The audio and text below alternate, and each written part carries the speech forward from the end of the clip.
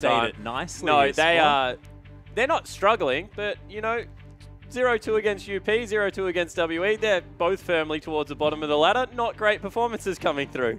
Yeah, okay. Well, I guess when you state it like that, you can't exactly expect great things. But we are into Champions League, ladies and gentlemen. The ban's coming through thick and fast. Janna going to be taken away from TCT. He's been favoring that quite a lot in the last few games, so an intelligent ban, and Thresh and Kalista also going to be removed. Yeah, the really aggressive bottom lane hit for QG here. They don't want the Kalista coming through there. They don't want Janna on TCT. Just too hard to get onto the carries. Fantastic disengaged support player TCT, and we'll have to see what else they want to throw out. Yeah, well, of course, if he wants to stick to that disengage, Nami's still available, something like that, but we'll see what is going to come through. Dandy not looking at first picking that Hecarim. He's going to ban that away, and Hatong loses his Azir. I mean, Hatong, we can talk at length about this guy's Azir play and his play in the mid lane in general, but he is definitely fantastic on the Birdman. Yeah, he certainly is. You know, he likes Azir, he likes Victor at the moment. I think that will be the next thing to go it is. So, in the end, going to see a new mid laner through from Hatong. Hasn't played much in the last couple of weeks apart from Victor Azir. Yeah, and leaving the jungle pool completely open for Swift and World 6. And I think that's intelligent from Vici. They know that Swift more than happy to pick up anything there in the jungle, so you may as well just leave all the bans out of there and make sure World 6 can get on something he's comfortable with. Yeah, so he's going to be either grab the Rek'Sai or the Gragas, and they seem to be the two big pickups that he likes to go with, but they go with a power pick first up. Yeah. They've locked in Rise. Escapes the ban list, and of course there are a lot of power picks at the moment, but as soon as you start sort of adding these targeted bans like the Janna, like the Victor and Azir here, you leave things like Rise open. Yeah, exactly right. So you're going to have the lockdown CC in the top lane.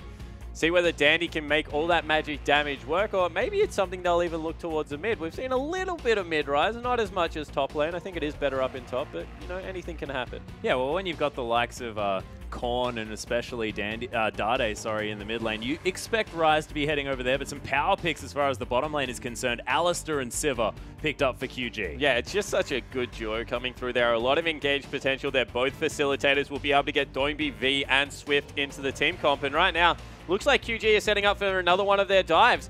They like to play it. This is what they beat EDG with, able to get into Def's face and really shake him with a Nocturne pickup. Maybe they'll go for something similar. Well, Vici now considering some massive tanks over their side of the rift, and it is going to be Nautilus and Gragas locked in. So World 6 on a bit of a comfort pick here, wanting to make sure that he can move around the map early on. But Doinby now thinking about some assassin play, and QG really upping the ante as far as the aggression is concerned with the picks considered right now. Yeah, so we'll have to see whether they can make that big tanky frontline work. That's what you generally see when you do lock in a mage top laner. You want to get your support nice and beefy there. Nautilus is one of the few that can fulfill that role, and looks very standard actually over on the side of QG if that is what they want to go with. Yeah, wanting to make sure that they can get their Maokai in amongst it, of course, makes a lot of sense with Hecarim off the board to pick up that guy so that they can use the On the Hunt to get him really in amongst the action, and Swift going for some more early pressure as well with the Rek'Sai. Yeah, and you know, this might actually be a pick away from Dandy. He's like the Hecarim, and when he doesn't get that, kind of defaults back to Maokai, so they take both off the board now. Have to see what Dandy pulls out. Things like, so he's probably going to be on the Rise. Yeah, doesn't matter. Well, look, Hatong could also play it, so I can understand you spitballing here a little bit.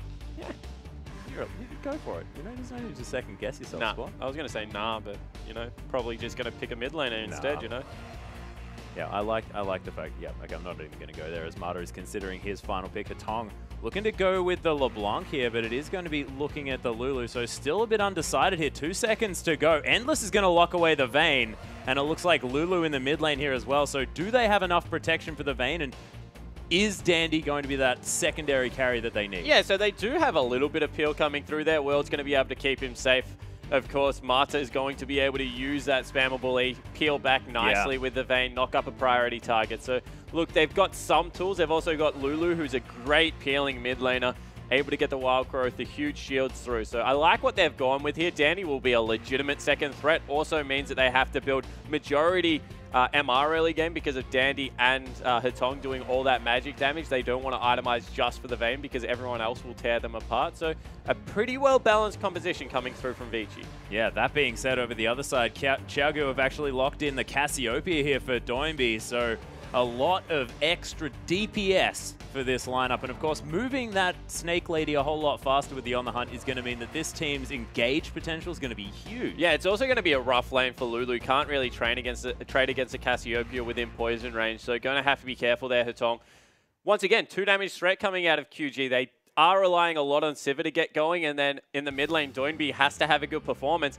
Consistent damage, good engage, but we'll see whether they can make it work. Yeah, and we'll see whether they can get past the laning phase as well. Dandy here up with the rise against the Maokai of V. We'll see how that lane goes. Whether or not we are going to get a swap is another question, as well as Gragas against Rek'Sai. Very standard jungle matchup coming into this game. We'll see whether they mix things up for the next one, but we want to talk about this mid lane, the Lulu versus the Cassiopeia. Yeah, and you know, Cassiopeia, it's kind of fallen away slightly just in favor of Victor and Azir being the 2 preferred control mages, but still does all of that damage, good sustain in the mid lane. Yeah, now we've got AoE versus single target Endless there, wanting to really tumble around the Rift, make sure he can get things happen and really scale into that late game, as well as Marta's trying to help him out on the Nautilus. 2 tanky supports now in Nautilus and the Alistar, and we'll see who's going to be able to come out ahead. And Alistar's just been such a massive threat on the Rift recently. Yeah, Nautilus is more of a peeling support. He does have some good catch potential with the hook and the ultimate coming through, whereas Alistar is just outright brute force engaged. Like, he wants to get in there, mix it up, use his ultimate to live for a heck of a long time. You have to expend cooldowns to at least CC him up, because he's relatively short on the cooldown for his Pulverize, so we'll have to see whether they're able to control what they're doing in the bottom lane. Yeah, that's exactly right. But let's waste no time, ladies and gentlemen. Let's get onto the Rift.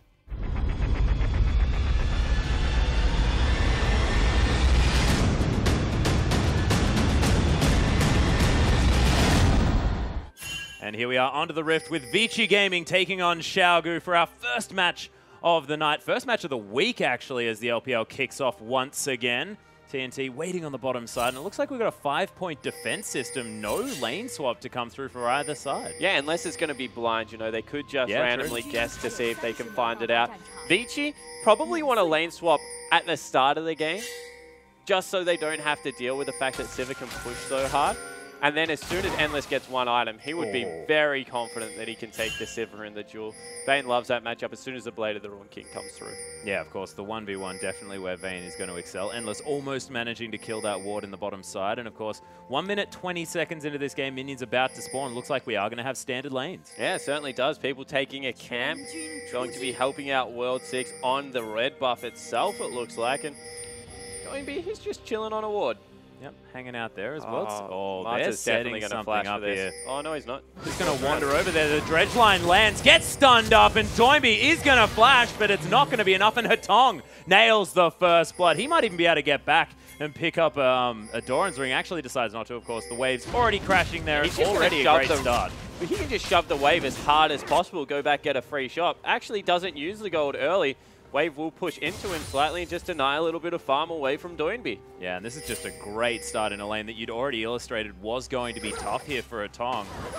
So already off to a good start of Vici. We'll see whether they can continue it as this game moves on. Yeah, that was just a really good catch coming through from Marta. I actually thought he would have to burn the flash if he wanted to secure the kill, but just wandered around the corner. Yeah. Just lazily, casually meandered towards the brush and managed to get the dredge line. Of course, huge range on that ability as well as Dandy. Able to get some damage down, at least onto these creeps, as V's pretty tanky. Has taken a camp as well, so of course there's a slight level advantage. Yeah, Dandy actually has to be careful until level 3 because V can get in his face, use those big auto attacks that come through Maokai. Has a lot of CC early on in his kit, and it hurts Rise. Rise, especially starting Ring with not much else sustain in his kit until level 6. Needs to be careful till he has a point in every skill. From there, he just becomes that machine gun and is impossible to deal with. Yeah, and actually Dandy was 40 AP at level 2. That's a lot of ability power. That being said, Tong's going to clear out the minions here in the mid lane, manages to dodge out of the way of some poison relatively effectively, actually pops it in the end. Yeah, and you know, I want to see if he does go with the E-Max. You mentioned the ability power, able to get a lot of AoE damage through with that ability, and we'll see whether that is what he used to continue to shove up the wave and harass Maokai underneath turret. And Endless here doing his very best to try and last hit under this turret. Struggling just a tad as TNT already with an advantage, but there's no flash. Flash forward from Hatong actually as the slow comes through from the barrel, and it's an easy second kill for Hatong in the mid lane. Yeah, that's just smart, knowing that the Cassiopeia took Ignite, which is a very aggressive summoner spell choice, but then also had to burn Flash level 1. Doinby now 2 kills behind, and just a fantastic early game coming through for Hatong.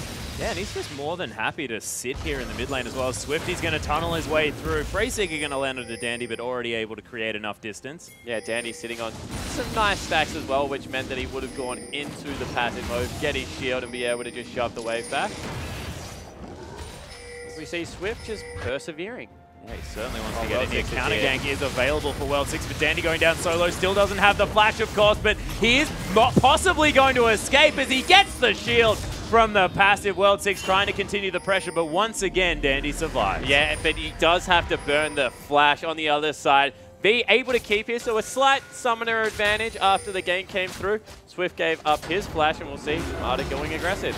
Yeah, Endless trying to get some damage back as Marta with not very much mana, but has shown that he's been able to get a lot of harass down in this lane, and Endless keeping up in farm. So Dandy couldn't even get a tier on his first pack. He's actually quite far behind in CS, 17 to 34. Yeah. B currently doubling him, and that is bad news right now because it means that the Rise, who needs to start scaling, you need to burn your teleport with at least a tier back.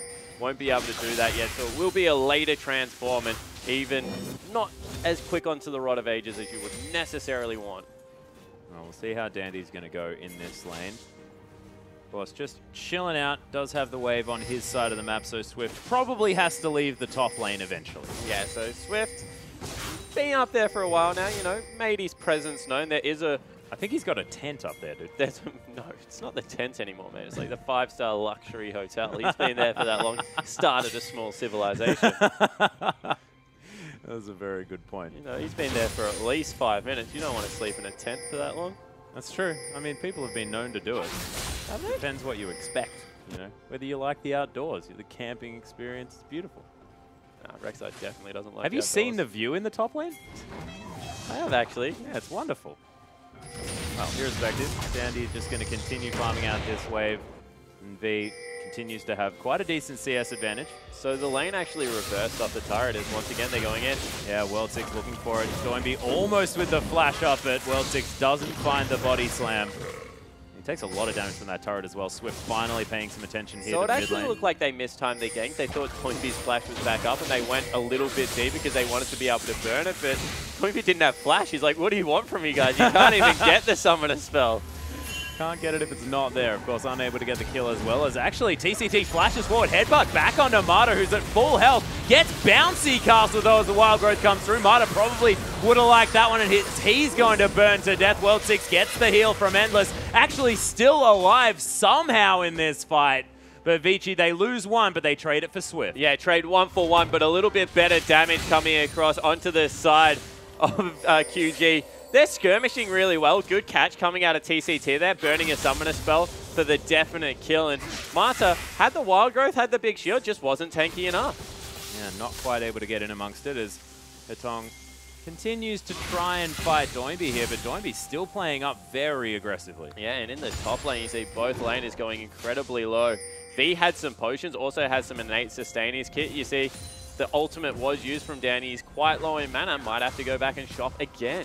Yeah, well, hopefully he can pick up that tier as well at that stage, as he's farming under this turret very, very well. Actually, as I say, that misses a couple of creeps, but he will be fine. 7 CS now the lead for V, which is being closed off a little bit there by Dandy. Yeah, it certainly has. The lane sat in his favor for a little bit. Will go back out to about the 15 CS mark, so still a good margin. Yeah, Swift actually picks up the blue buff as well, so Doinby not going to be able to grab that one. Actually very low on mana as well, so Vici mission successful there. Yeah, but World 6 is level 4 right now. He's had some good ganks, 3 of 3 kill participation, but generally you want to be level 5 on the way to level 6 at this point in the game.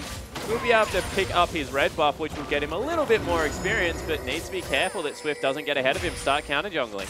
Yeah, well, and it's true, and World 6, despite the fact that he is actually ahead in farm by just a little bit, still unable to pick up quite as much of that experience. Endless now just trying to zone away from these minions. This bottom lane from Vici, very aggressive. Yeah, certainly. As you see, Swift is going a little bit low on his red. Probably burn the ultimate to get back into the jungle. And relatively equal game. Top lane has an advantage right now for Vici Gaming, for QG, sorry, you'd have to say. Mid lane, definitely the focus area right now, you'd have to say, for Vici. Yeah. World 6 given a lot of help to Hetong to see if he can get him going. Wow. Swift actually is able to take down those with crowds. death. Yeah, most certainly is. Knows the the limits of his champion, let's just say that. Mata hanging out on his pink ward, making sure that that's not going to fall down. And TNT's actually gone with an Avarice Blade, so recognizing that Endless probably has the advantaging item, just wants to stay relevant, farm up, has actually got a CS advantage, so the longer the lane goes equal or slightly in QG's favor, the better off it's going to be, because you shouldn't really be able to get away with Avarice Blade against a Vayne.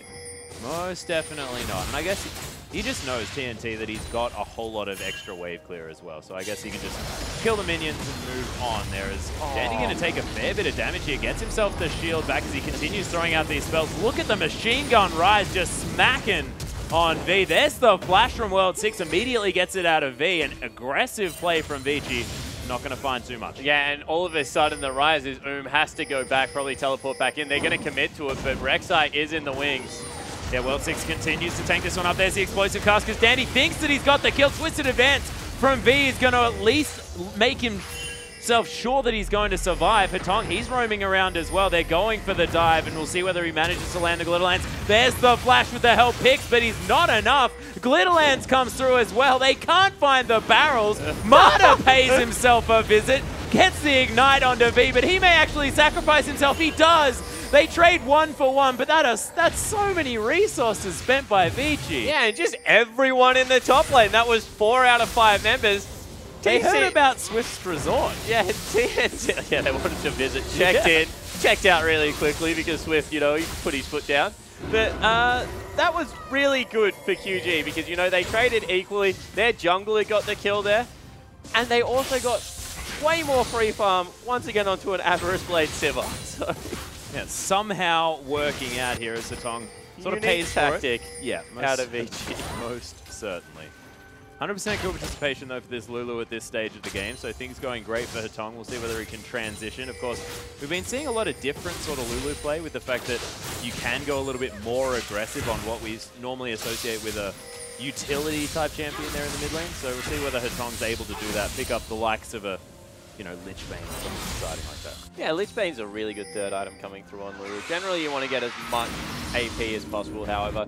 Make sure you get some cooldown reduction, grab the boots as well, grab the death cap to just scale so well with both offensive and defensive spells. Makes you a lot more utility focused, but also better in the late game. Yeah, also powers up your Glitterlands, and of course that health picks as well, so it gives you a bit more burst damage, but you're exactly right, more health on that Wild Growth is a big deal as Dandy, he doesn't have flash up anymore, but World 6 finds his way in here. Dandy actually using that shield very, very effectively. There's the explosive cast, immediately removing Swift from the map as Mata, of course he's here, gets the staggering blows, and V slowed down to high heaven, CC'd for days, and Vici, they pick up 2 kills. Yeah, they would love them to be going over to Dandy right now, but World 6 able to grab another double for himself. 5 out of 6 kill participation right now, and this is a problem with Ryze being on the map. You have to camp him because you know he's going to scale up well, but then when you do camp him, he's relatively tanky at this point in the game and just does a heck of a lot of damage. Yeah, shooting out spell after spell. Well, you just don't get near him. That's like, he just consistently does damage, and you cannot hit him as a melee champion. I certainly can't, even if you're untargetable on the way there. So you know that there's something wrong. Of course, turret is going to fall on the bottom side of the map though. Endless sacrificed a little bit here and it's made to show in the farm. 30 CS the advantage now for TNT. Yeah, he's been well and truly thrown under a bus in the bottom lane. Endless. Yeah. No one really being around to help him out. TCT just being that big zoning presence, of course, with Alistar. So easy to dive and really has been made to pay for Mata roaming top lane a lot. Yeah, Mata is going to make his way down towards the bottom side. We'll see whether sort of the extra kill participation is going to help him out as far as those statistics that's going to help Endless in lane. But TCT possibly going to be heading back to base. Actually decides to cancel that recall, and we are going to have a 2v2. Swift going to pay a visit to the bottom side as well. Yeah, Swift coming in, just walked over a ward. Actually will back out as the whole lineup from Vici rotating very well as a unit. And this is bad for QG. We mentioned the fact that they like to skirmish a little bit more. Every skirmish right now, Vici is just responding to as a 4-man pack, leaving one member to farm a lane, either Dandy or Endless, and then everyone else is on their bike helping them out. Yeah, well, you can see the fact that Vici, they are up in the kills, but the goal's very, very even at this stage, considering the fact that QG managed to get that bottom lane tower.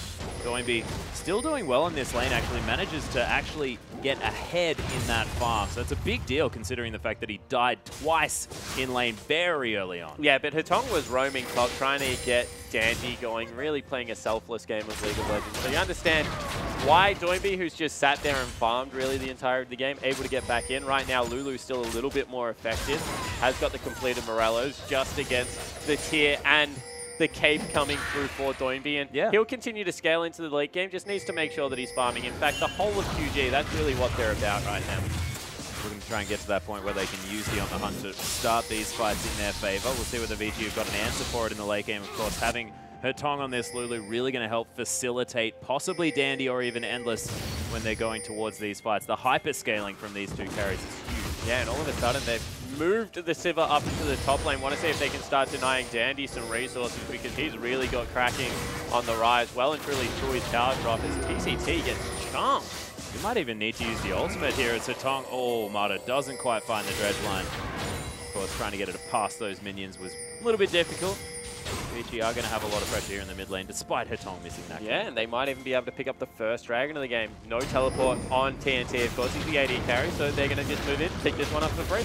Yeah, a bit weird that TNT didn't take the teleport there on the AD carry, but not going to be happening this time around. That was, of course, the sarcasm, ladies and gentlemen, as this dragon is going to be falling low, and they are going to trade it for that top lane out of turret. So QG probably happy with the gold advantage that they'll gain. Yeah, if they can push in there, the ultimate's still available on Rise, able to shove that lane back relatively effectively. Now goes back, and they're going to be able to trade a turret in the bottom lane for the turret in the top. So I would say in favor of Vici overall. Yeah, still able to get the trade as Mata and Endless just clearing up the minions here. So that tower is going to fall down, zoning VOA as well. Yeah, in the end, TNT doesn't think he can take the Rise right now. Still sitting on the Avarice Blade. Hasn't finished up the Infinity Edge, and just honestly, better movement right now coming out of Vici Gaming. The proactive team winning out in the objective. Yeah, making sure that they're moving around as a unit. Of course, they sacrificed a little bit of what they were trying to do as far as getting around the map, so they lost out on some farm, but really has been gained back here by the Vici Gaming squad as we move towards the mid game. Yeah, and a little bit more prioritization going towards the top lane for Vici. So really, they've just traded farm. Dandy's been able to get back. You remember, he was 17 to 34 CS at the start of the game. Yeah. The camp that came through from Swift. So Endless has fallen behind as a little bit of payback for Dandy being able to get ahead of V. And right now, there's no one that can go near Dandy, so you understand why they prioritize that really obnoxious Rise in the early game. Yeah, he's just throwing out Q after Q here. What is the ultimate just to try and clear out this minion wave? He's going to do even a cooldown on the ultimate. It's already over halfway. Oh, yeah. Yeah, well, of course, if you manage to get your passive during that ultimate, which isn't too hard, is going to be able to cut down that cooldown even further. So, of course, almost back up once more. Yeah, exactly right. So, being able to stay in the top lane, farm up an absolute storm. Now has a Rod of Ages, 17 minutes after the camp that came through. That's pretty good timing.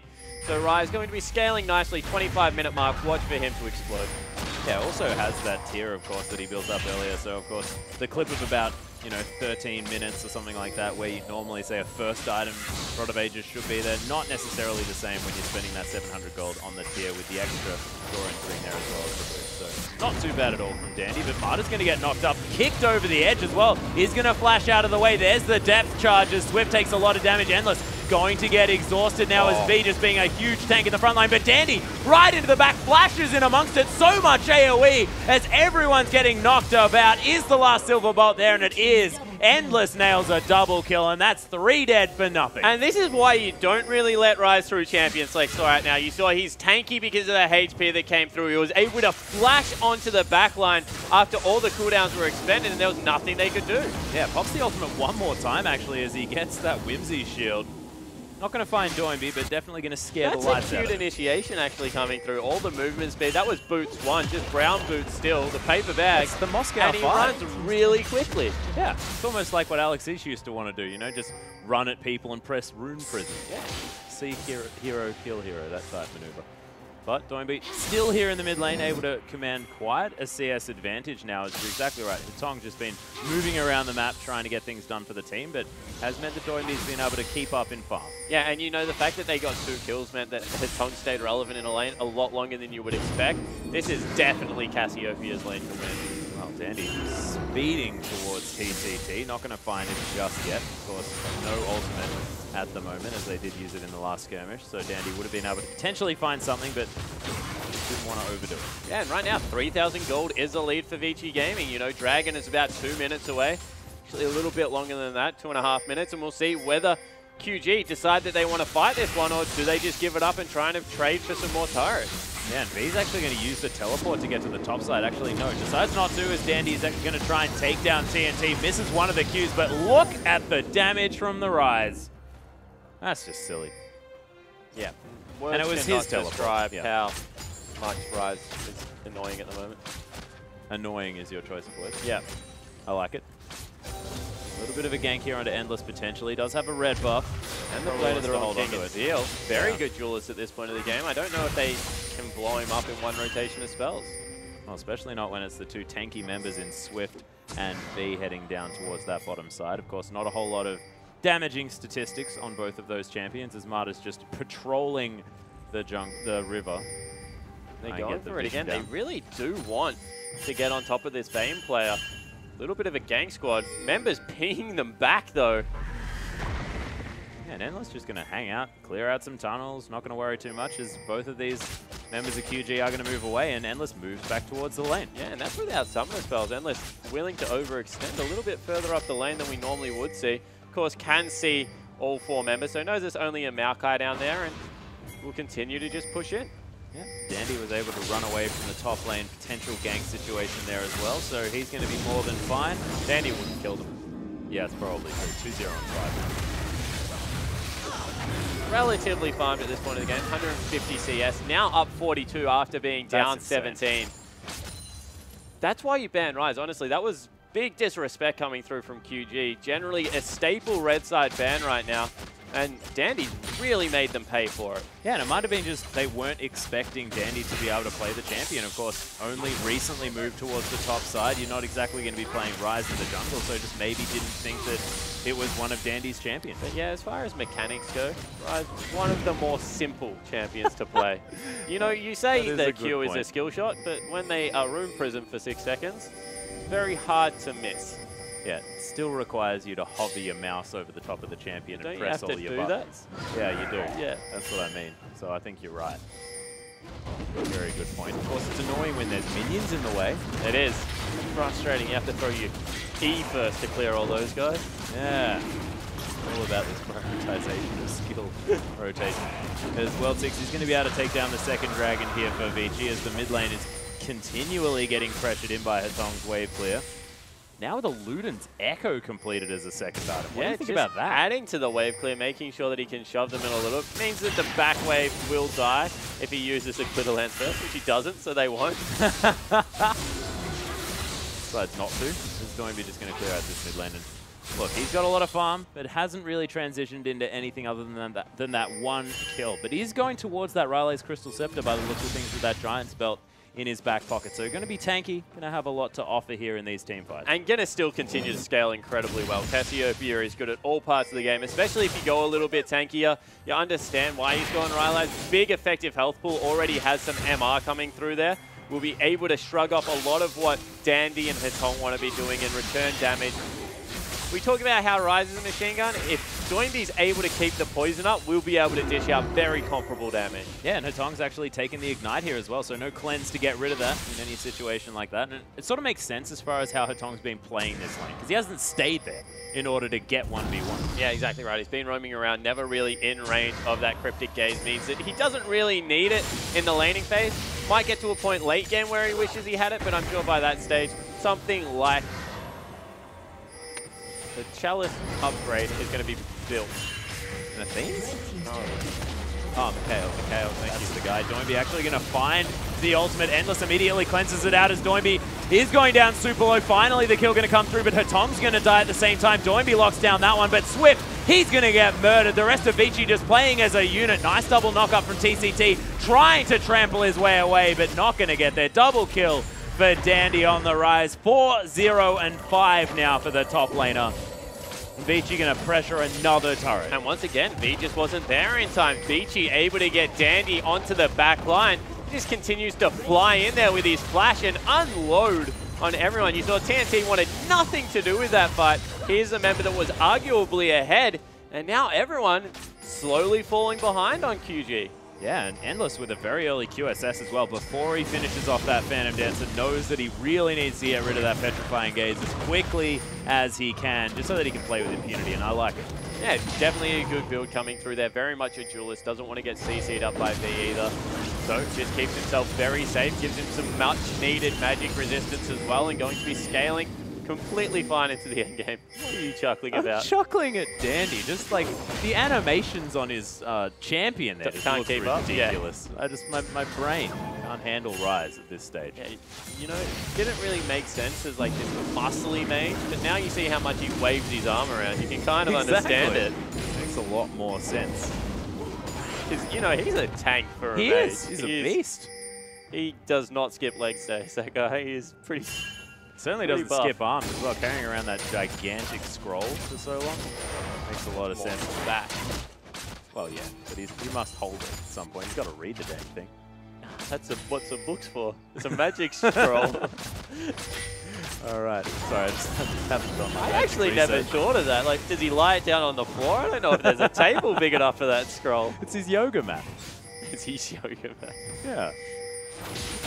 Because we've been talking about the fact that he's been to the gym. That's what you do at the gym? Just some nice yoga? Yeah, I don't know. What's the gym, Swan? What's the gym? World 6, though, is going to be able to at least secure this blue buff here for Hetong. Dandy stole away the previous blue from QG's side, so Vici at the moment definitely looking strong. 7,000 gold now the lead is QG trying to make a move towards the top side. Dandy does have the teleport, so another flank from Vici could be coming in the next few minutes. Yeah, there's a ward in the river as well. They might be able to get behind. Instead, they're just deciding to base race. Yeah, well, Hetong split pushing in the mid lane, split pushing the bottom side for Dandy as well, and they can sacrifice. That was an outer turret, so they're not going to get towards the inhibitor in the next little while, but now pushing ahead very quickly. Doinby with a lot of wave clear, TNT as well, offering a lot of damage to these turrets. Vici might need to be careful, but they've just transitioned. They're going to trade the middle inhibitor turret. Looks like it could be a full-on base race. Yeah, they've committed to it. They've sent 2 members back on the side of QG to try and stop the backs before they can get the turret here. They'll get 1 for 1. Probably a good trade for QG. Well, inhibitor does fall down in the mid lane. Inhibitor not quite able to die just yet as QG. They're trying to take this one down, but Dandy, even with the home guards, unable to get in there in time, and that's a trade. There. And, you know, fair trade coming through. All of a sudden, Baron the real objective, and they're collapsing very hard.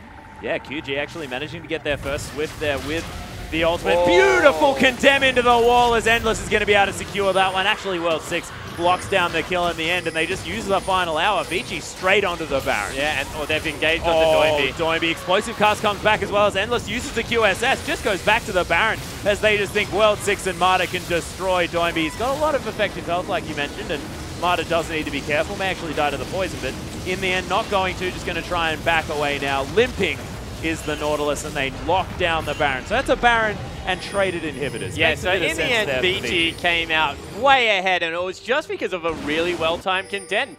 Knocked Swift out of his tunnel, was held until he chose to go through and caught him on the wrong side, able to blow him up, and Doinby followed very quickly. This isn't the coordinated effort we're used to seeing out of Swift and Doinby as well. Have been caught out a lot this game. 9 of the 15 kills between jungle and mid lane. And this might talk to the other teams as well about QG and how you're going to effectively remove their strategies, because a lot it looks like it's about Doinby not having the same level of impact this game, and it has a lot to do with the fact that he got camped early and figured out that he needed to sit in that lane and not move around and help the team. And you know, we talk about his assassin play all the time, the Cassid and the long coming through from Doinby. Picks up Lulu here to Hetong, and you can't really play assassin into it. Very hard to roam because you get shoved in all the time, and there's no kill potential because of the wild growth. Yeah, so it might have been just Vici knowing exactly how to play against this team, but on the other hand, they're also just grouping as a team beautifully. Dandy transitioning to this top lane role so fantastically as well. 4-0 and 5 on the rise. And Vici, they're just moving around the map well. Yeah, and once again, just want to point out Dandy's build. Goes for the double mana items, then goes into Merc Treads, Abyssal. So now he's really tanky. He goes Zhonya's after this, which it looks like he's going to. He is an out-and-out bruiser because of his effective health pool and resistances. Not the old super tank rise with the Frozen Heart Banshee's Veil coming through, but like this pseudo, more think like Aurelia when she's got 2 items, stays in the back line, very, very tanky, able to trade effectively with HP, as well as the Spell Vamp that comes through. I'm going to call it Lifesteal, it isn't, it's Spell Vamp. You still steal life. I like it. They're okay, but it is, of course, Spell Vamp. QG trying to defend this mid lane where the Super Creeps are heading forward. Dandy just happily clearing out this top lane, and looks like those Super Creeps aren't going to get anywhere near this tower, just especially considering the fact that that was another ultimate use. It's already almost off cooldown. Yeah, it's just no cooldown whatsoever in the late game. Really only gated by mana and the ability to regen it here. And Dandy, he's got teleport. They've got the Baron minions pushing against the Super Creeps, so smart tactic to try and shove in the top side of the map. Yeah, and he uses it again. Next wave. It's up every wave. Yep. It's up twice that way. Well, Vici actually able to push up a super minion wave as well. So Baron creeps beat Super Exactly. Creeps. They certainly do. And there's the fact that they also had Baroned up Super Creeps in the mid lane. And there's something that we don't talk about all that often, because as soon as you've got a Baron and Super Creeps in a wave, generally you're talking about this game's over. But the extra attack speed on those super minions is gigantic. Yeah, it certainly is. They plow through the minion wave, make sure they're always pushing into the base. Another blue buff stolen away here by Vici Gaming. 10,000 gold at 30 minutes. This has been a clinic, honestly, put on since the early game, because they were able to catch Doinby out. That's how this all started. Swift chose to camp top lane, and ever since then, Vici have just made them pay.